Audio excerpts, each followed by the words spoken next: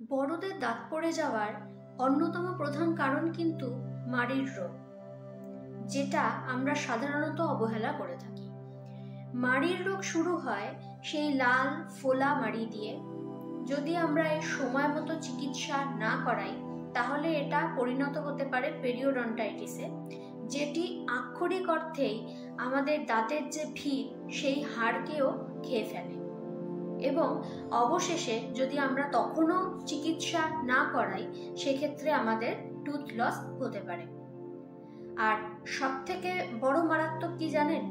এই মাড়ির রোগ কিন্তু শুরুর দিকে ব্যথাহীন থাকে। তাই যদি আপনি আপনার মাড়ি থেকে রক্ত পড়া বা এই জাতীয় কোনো সিমটমস দেখতে পান তাহলে অবশ্যই চিকিৎসকের সাথে পরামর্শ করুন।